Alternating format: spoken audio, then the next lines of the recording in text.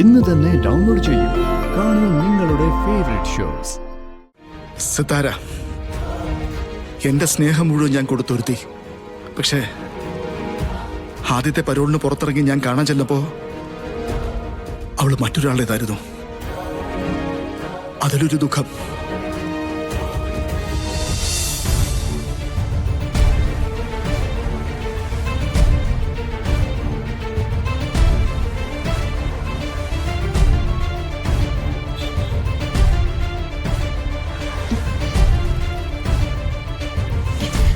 മോളിക്കുട്ടി, അയ്യോ എന്തുറ്റി? കൃഷ്ണ പൊയ്ക്കോ, ഞാൻ കുറെ കഴിഞ്ഞിട്ട് വരാം. കാര്യം എന്താന്ന് വെച്ചാ പറയും മോളിക്കുട്ടി. എന്തിനിപ്പ കരയുന്നേ?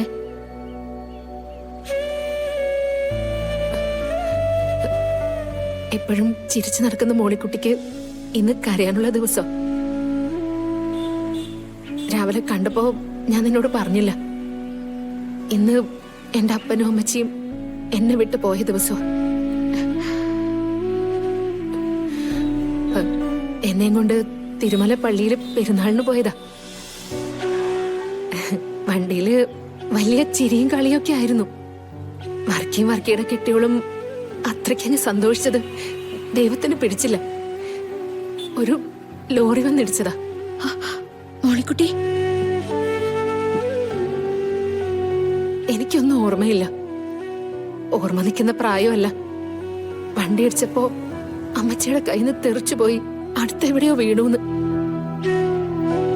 അമ്മച്ചീനെ അപ്പച്ചനെയും മുഴുവനായിട്ടൊന്നും കിട്ടിയില്ല. ലോറി കയറി അറിഞ്ഞ് തുണ്ടം തുണ്ടുമായി. മോളിക്കുട്ടി, അന്ന് ആ റോഡിൽ വെച്ച് തീർന്നു പോയതാ എന്റെ ജീവിതവും സ്വപ്നവും ഒക്കെ. ഒരു ഏലിയമ്മച്ചിയുടെ കാര്യം പറഞ്ഞിരുന്നില്ലേ, എന്നെ കൊണ്ട് നടന്നിരുന്ന? അങ്ങനെ ഒരാളും കൂടി ഈ ഭൂമിയിലില്ലായിരുന്നെങ്കിൽ അപ്പന്റെ അമ്മയുടെയും കുഴിമാടത്തിനടുത്ത് ഒരു ചെറിയ കുഴി കൂടി വെട്ടിയാണ്. അച്ഛനും അമ്മയും അടക്കിയ സ്ഥലത്തല്ലേ ഇന്നത്തെ ദിവസം പോവേണ്ടത്? അവിടെ ചെന്ന് അപ്പന്റെ അമ്മയുടെ മുന്നിൽ നിന്നാല് ഞാൻ കൈവിട്ടു പോവും. പിന്നെ പള്ളിക്കകത്ത് കർത്താവിന്റെ മുമ്പിൽ എത്തിയ ഞാൻ കർത്താവിനോട് ബഹളം വെക്കും. 1-2 തവണ അങ്ങനെ ഉണ്ടായിട്ടുണ്ട്. പിന്നെ ഞാനത് വേണ്ടെന്ന് വെച്ചു. അപ്പച്ചനും അമ്മച്ചിയും സ്വർഗത്തിൽ തന്നെയായിരിക്കും. കാരണം അവര് നല്ലവരായിരുന്നു. ഒട്ടും ഭാഗ്യമില്ലാത്തൊരു കുഞ്ഞായി പോയി ഞാൻ. അതിന്റെ ദോഷം ആ പാവങ്ങൾക്ക്.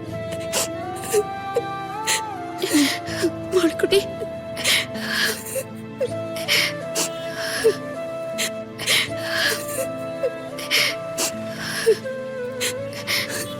മോളിക്കുട്ടി, ഇത്രയും കാലം എല്ലാ സങ്കടങ്ങളും നീ ഒറ്റയ്ക്ക് സഹിച്ചില്ലേ? ഇനി അത് വേണ്ട. മനസ്സിൽ എന്തേലും സങ്കടങ്ങൾ തോന്നിയ അതിന്റെ പങ്ക് പറ്റാൻ ഇനി ഞാനുണ്ട്. കരയല്ലടി. ഏലിയമ്മച്ചി മരിച്ചു പോയതിനു ശേഷം എനിക്ക് സ്വന്തം ഒന്ന് പറയാൻ എനിക്ക് ആരും ഉണ്ടായിട്ടില്ല.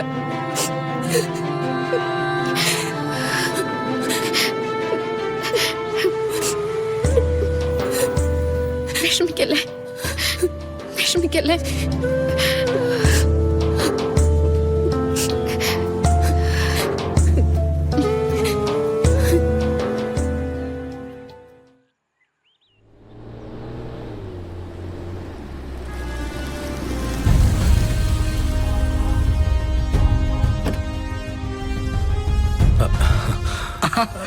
ശ്രീനി, സുഖാണോടാ? ആ, ഞാൻ അങ്ങോട്ട് വരുമായിരുന്നല്ലോ. താൻ എന്തിനാ വെറുതെ ഇത്രയും ദൂരം? ഒരു കാലത്ത് ഒരുപാട് ചവിട്ടിക്കൊഴിച്ച മണ്ണല്ലേ. ഒന്ന് വരണമെന്നും നിന്നെ കാണണമെന്നും തോന്നി. ഓ, ഒരു 20 വർഷത്തെ മാറ്റം. അത് ചെറുതൊന്നുമല്ല. പഴയ കാഴ്ചകളൊന്നുമില്ല. മെട്രോപൊളിറ്റൻ സിറ്റി അല്ലേ, മിനിറ്റിന് മിനിറ്റ് മാറിക്കൊണ്ടിരിക്കുക.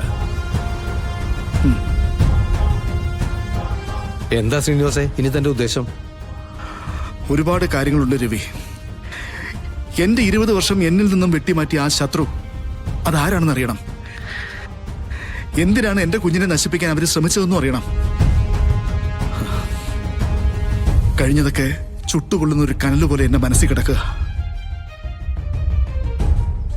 20 വർഷത്തെ ജയിൽവാസത്തിനിടയിൽ എന്റെ ജീവിതത്തിലെ ഓരോ നിമിഷവും എണ്ണി എണ്ണി ഞാൻ തീർക്കുകയായിരുന്നു.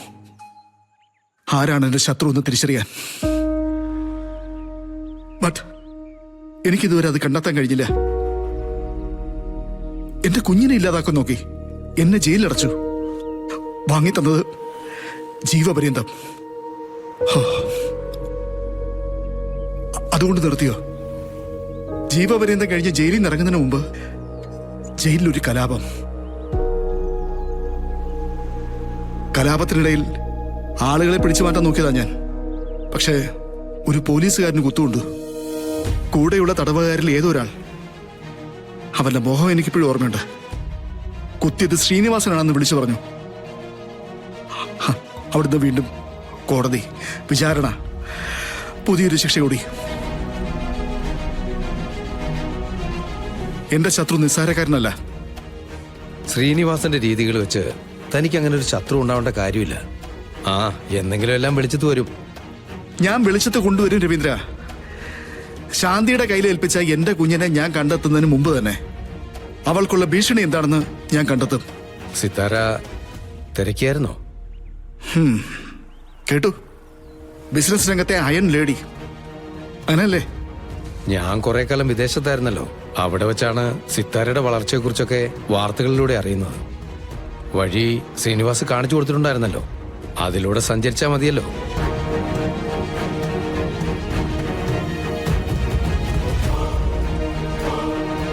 സിത്താര, എന്റെ സ്നേഹം മുഴുവൻ ഞാൻ കൊടുത്തൊരുത്തി. പക്ഷേ ആദ്യത്തെ പരോളിന് പുറത്തിറങ്ങി ഞാൻ കാണാൻ ചെന്നപ്പോ അവള് മറ്റൊരാളുടേതായിരുന്നു. അതിലൊരു ദുഃഖം. അത് പുറക്കാനുള്ള വിശാലതയൊന്നും ദൈവം എനിക്ക് തന്നില്ല. സിത്താര എന്ന അധ്യായം ശ്രീനിവാസന്റെ മനസ്സിൽ നിന്ന് പോയി. പോട്ടെ, ഭൂതകാലത്തെ കറുത്ത ഏടുകളുടെ കൂട്ടത്തില് കനത്ത ഒരെണ്ണം. രവി, എനിക്ക് എന്റെ മോളെ കണ്ടെത്തണം.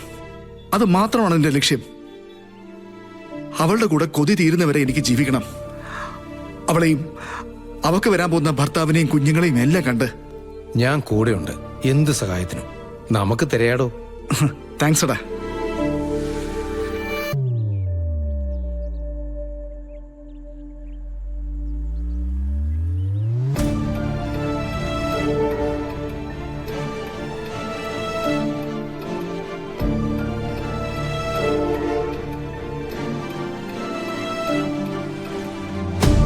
അല്ല മൂർത്തിയേട്ടാ, ഇതിപ്പോ എന്തിനാ ധൃതി പിടിച്ച് ശ്രീനിവാസ സാർ സ്ഥലം കൊടുക്കുന്നേ? എന്തോ ബിസിനസിന്റെ കാര്യമാണ്. ഓ, ഒരു 3-4 വർഷം കൂടി കഴിഞ്ഞാ ഇപ്പോ ഉള്ളതിന്റെ ഇരട്ടി വില കിട്ടും. ആരൊന്നും പറഞ്ഞിട്ട് കാര്യമില്ല. നീ പറ്റിയ ആളുണ്ടെങ്കിൽ പറ. പറ്റിയ ആളെന്ന് പറഞ്ഞാൽ മനസ്സിലായല്ലോ.